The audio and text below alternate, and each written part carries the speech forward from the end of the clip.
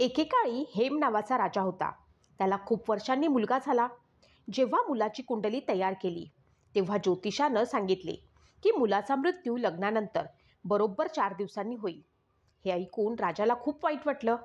त्यानं राजपुत्राला अशा ठिकाणी पाठवलं जिथे त्याला एकही मुलगी दिसणार नाही. तो नेहमी या गोष्टीची काळजी घेत असे की त्याला एकही मुलगी दिसता कामा नये. पण एकदा एक राजकन्या तिथून निघाली आणि दोघेही एकमेकांना पाहून मोहित झाले आणि त्यांनी गंधर्व विवाह केला.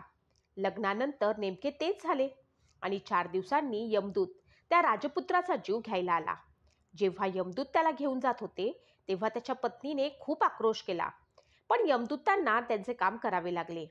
नवविवाहित वधूचा विलाप ऐकून यमदूतांनी यमराजांना विनंती केली, हे यमराज, अकाली मृत्यूपासून मनुष्याची सुटका होऊ शकेल असा कोणताही उपाय सांगा.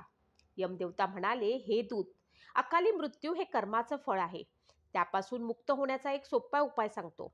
अश्विन कृष्ण पक्षातील त्रयोदशी रात्री माझ्या नावानं पूजा करून दक्षिण दिशेला दीप अर्पण करणाऱ्याला अकाली मृत्यूची भीती नसणार. याप्रमाणे राजकुमारीने केले. यामुळे लोक या दिवशी घराबाहेर दक्षिण दिशेला दिवे लावतात. आणखी एक दुसरी कथा याबद्दल प्रचलित आहे. एकदा लक्ष्मीदेवी भगवान विष्णूंसोबत फिरत होत्या. एका ठिकाणी देवाने लक्ष्मीला सांगितले, मी परत येईपर्यंत इथेच राहा. माता लक्ष्मीचे मन व्याकुळ झाले आणि त्याही भगवान विष्णूंच्या मागे दक्षिणेकडे जाऊ लागल्या. पुढे गेल्यावर मोहरीची शेतं आली. शेतात बहरलेली मोहरीची फुले फारच सुंदर दिसत होती.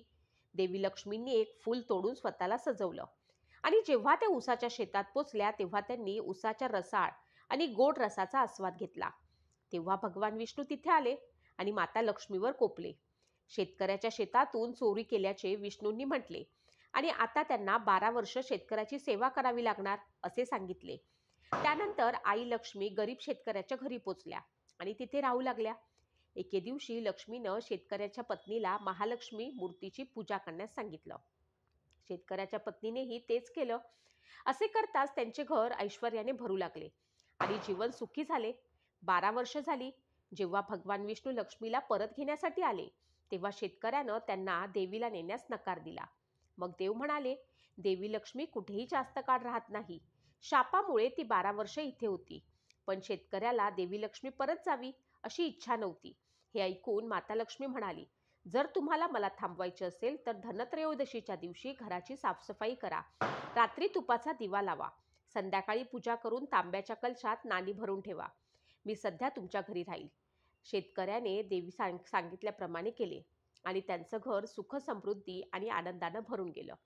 या कारणास्तव दरवर्षी धनतेरसच्या दिवशी लक्ष्मीजीची पूजा केली जाते. धनत्रयोदशीच्या दिवशी माता लक्ष्मी आणि कुबेर यांची पूजा केली जाते.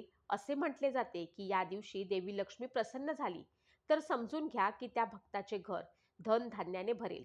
खरं तर कित्येक वर्षांपूर्वी जेव्हा देव आणि दानवांच्या युद्धात देव हरले तेव्हा समुद्र मंथन झाले. मंथन दरम्यान बरेच काही बाहेर आले जे आपापसात वाटले गेले. नंतर भगवान धन्वंतरीजी हातात अमृताचं भांड घेऊन बाहेर पडले. त्यांच्या दुसऱ्या हातात आयुर्वेद शास्त्र होते. दानव आणि देव दोघंही अमृतासाठी लढू लागले. नंतर भगवान विष्णूने मायावी रूपाने निर्मिती करून देवांना अमृत पाजले. पौराणिक कथेनुसार धन्वंतरी हा भगवान विष्णूचा अवतार मानण्यात आला आहे. असे म्हटले जाते की समुद्र मंथनाच्या वेळी जो अमृताची घागर घेऊन समुद्रात बाहेर पडला होता, धन्वंतरी ही देवता म्हणून पूजली जाते. त्यामुळे आरोग्य, औषधाचे ज्ञान आणि दीर्घायुष्य प्रदान करते. प्राचीन काळात वैद्यकशास्त्र आयुर्वेदाशी संबंध जोडण्यात आल्यामुळे त्यांना आयुर्वेदाचे जनक म्हणून ओळखले जाते. पुराणात असे म्हटले जाते की धन्वंतरी याची उत्पत्ती समुद्र मंथनाशी संबंधित आहे. यामध्ये देव आणि दानवांशी विविध दैवी शक्ती प्राप्त करण्यासाठी दुग्धसाखर मंथन होते. समुद्र मंथनाच्या वेळी यातून अनेक गोष्टी बाहेर आल्या आणि त्यातून धन्वंतरीही एका हातात अमृताचं भांड आणि दुसऱ्या हातात औषधी वनस्पती घेऊन समुद्रातून बाहेर पडेल. असे म्हटले जाते की धन्वंतरी देव जे अमृताचे भांडे घेऊन आले होते त्यांची मागणी देव आणि दानवांनी केली होती, कारण त्यावेळी ते अमरत्वाचे वरदान देऊ शकले. भगवान धन्वंतरीचा अवतार आयुर्वेदाच्या सुरुवातीशी जोडलेला आहे, कारण त्यांनी त्यावेळी अनेक औषधांचे ज्ञान दिले. यामागे शरीर, मन, आत्मा याचा समतोल साधून रोग टाळणे किंवा बरा करणे असा त्याचा उद्देश होता. धनत्रयोदशीला या 7 वस्तू खरेदी करणे शुभ मानले जाते. पहिली झाडू, दुसरं सोनं, तिसरं चांदी, चौथं वाहन, पाचवं जमीन, सहावं श्रीयंत्र आणि कुबेर यंत्र. कार्तिक महिन्यातील कृष्ण पक्षातील त्रयोदशीच्या तिथीमुळे धनत्रयोदशीचा सण साजरा केला जातो. भगवान धन्वंतरी या दिवशी समुद्र मंथनात अवतरले होते म्हणून त्यांची पूजा केली जाते. त्याचबरोबर अकाली मृत्यू टाळण्यासाठी दक्षिण दिशेला किंवा घराच्या मुख्य दरवाजावरती यमराजासाठी पिठाचा दिवा ठेवावा. यामुळे यमराज प्रसन्न होतात. धनत्रयोदशीला खरेदीसोबतच भगवान धन्वंतरीचीही पूजा केली जाते. धनत्रयोदशीची पूजा पद्धत अशी असावी. सर्वप्रथम अंघोळ करा, स्वच्छ कपडे घाला, भगवान धन्वंतरीची मूर्ती किंवा चित्र स्वच्छ ठिकाणी स्थापित करा. पूर्व दिशेला तोंड करून बसा. त्यानंतर या मंत्राने भगवान धन्वंतरीचे आवाहन करावे.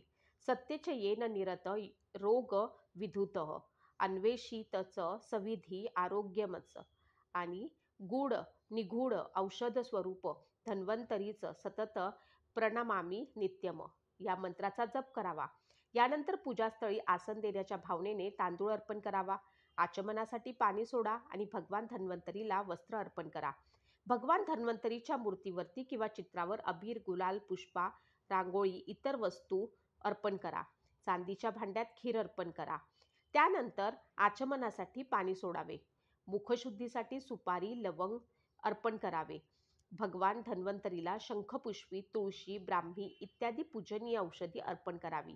यानंतर रोगाच्या नाशासाठी या मंत्राचा जप करावा. मंत्र ओम रम रुद्र रोग नाशय धन्वंतरे वसा